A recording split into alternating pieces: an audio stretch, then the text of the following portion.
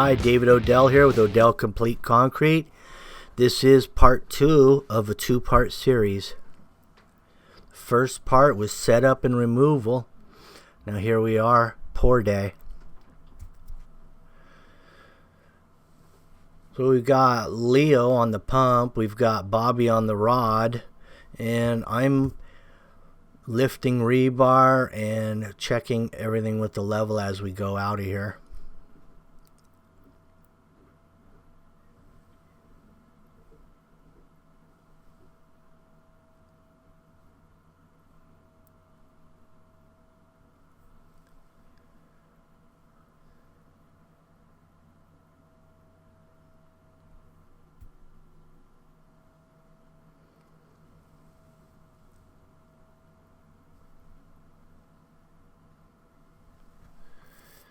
This particular mix design is a 3000 psi straight cement, which means no fly ash.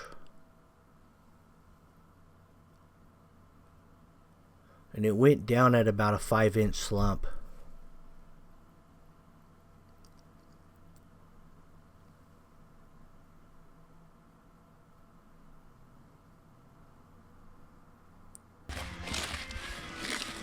Right here I'm just working it with a wooden hand float.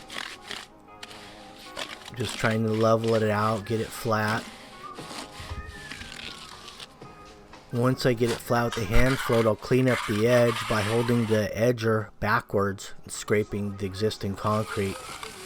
Then I'll flip the edger around and edge the actual concrete, the new concrete.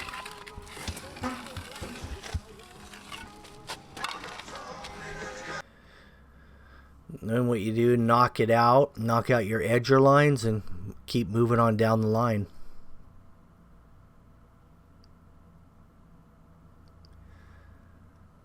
That electrical there for the pool will it could be hidden probably with a tall pot or something in front of it.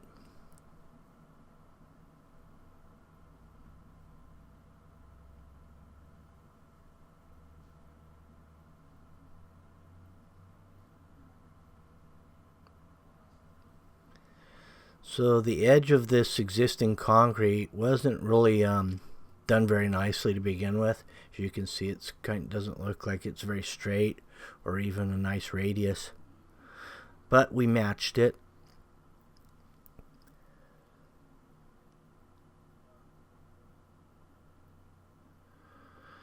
Now here's that raised seat wall.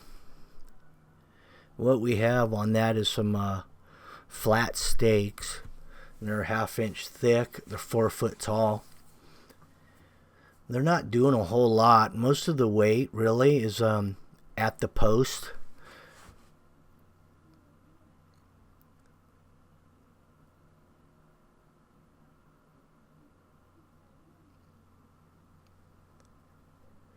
Now we're just cleaning the brick with a sponge, and this particular brick is a dark iron spot, which means it's a harder brick than your average, so it's a lot easier to clean up. You don't really leave a lot of residue on this type of brick.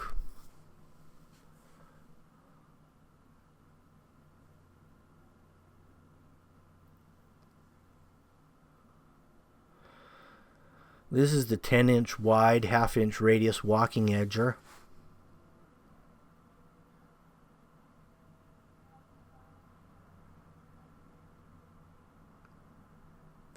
Oh, by the way, I will be announcing the winner for the DeWalt blowers within this video.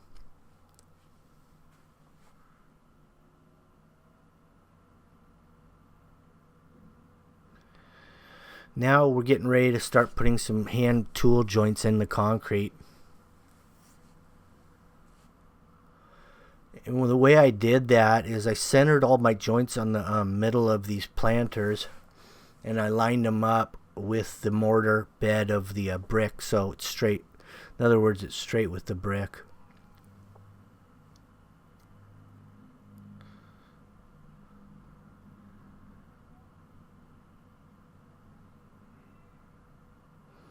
This upper portion here is going to be stamped concrete.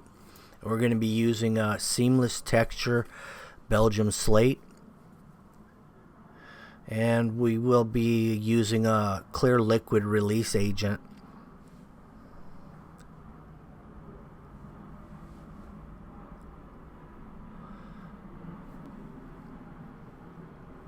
On the face, on this end of this little raised seat wall, I'm just going to burn in the edge of it, and then it can be restuccoed and painted at a later date.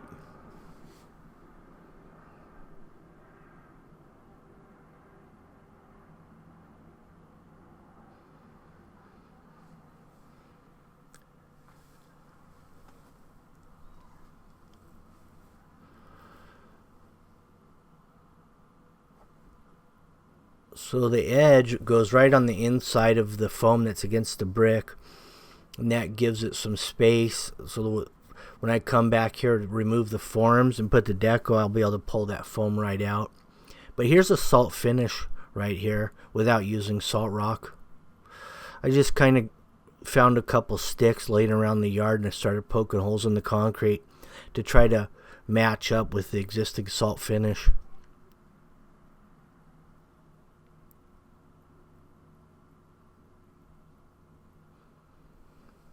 Normally you would use a salt rock, and then you'd pound the rock in, and then remove it the next day by just water and let it dissolve, and then you leave the holes. But this is a lot quicker process on this small kind of stuff.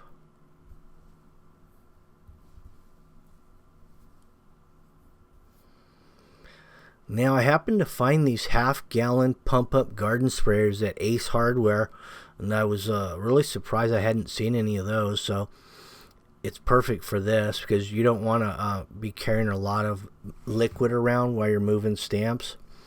And you don't need a whole lot because it goes a long way. So half-inch or half-gallon sprayer worked out really ideal. Here's a couple hand mats, and you can see I've cut that at one point or another. Probably for the bottom of a step face or something at one point. That's why it was cut. But that's a Belgian slate.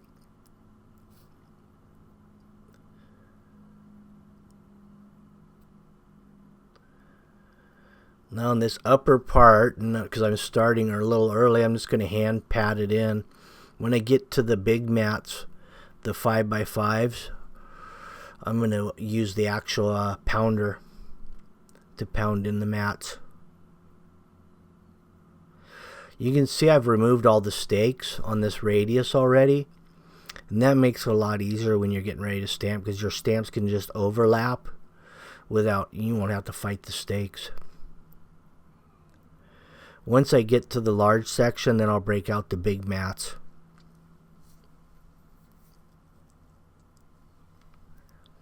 Well, this is kind of what it looks like after you stamp it right here.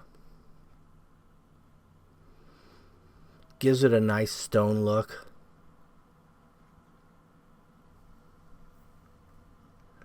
And you can actually stain these later and still get the modeling. You can wait a few days to come back with a water-based stain, and you just dump it on there, sweep it around, let it dry, and then rinse it off with water, let that dry and seal it. Now you have a nice modeling, because what happens is with that water-based stain, it's the actual pigment is carried by whatever it might be, but the pigment ends up running into the low points of the pattern, and it lays in there, so you get more of an effect on all these little creases and crevices.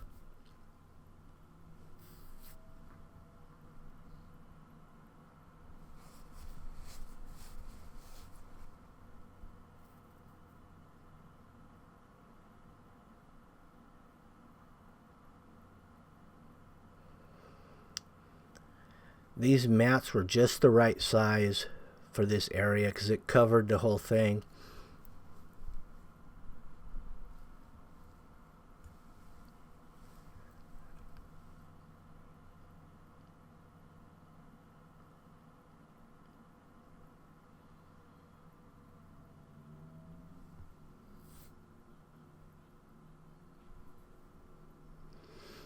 You'll notice every time I move the large mats, I would rotate them 180 degrees. That way the pattern and the veins aren't all matched up.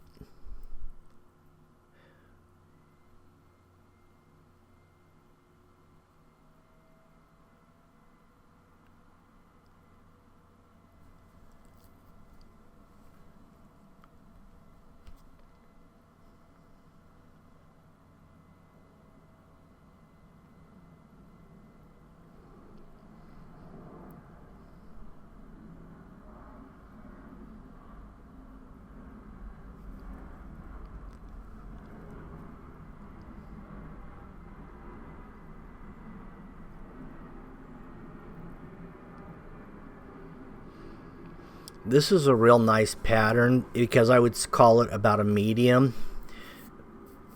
There's some patterns, if you get into your old granite, it gets a lot more deep with the veins. And then if you get into a Roman, it gets a little lighter. And the Italian slate gets even lighter. But this is about right in the middle of all those.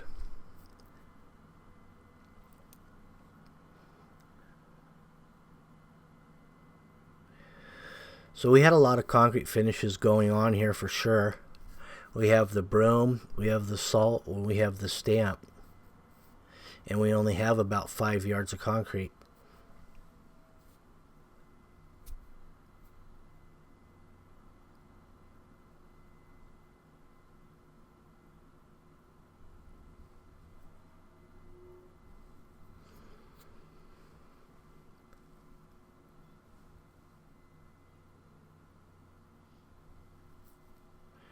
Now, as the liquid release is drying out, it's hard to see the deep veins in it as much as when it had a wet look to it.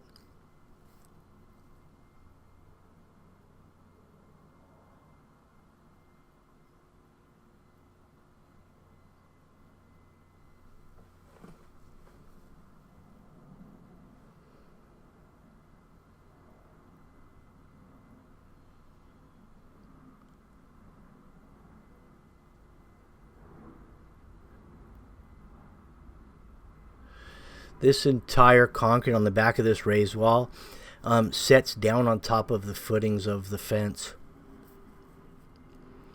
Another little salt finish.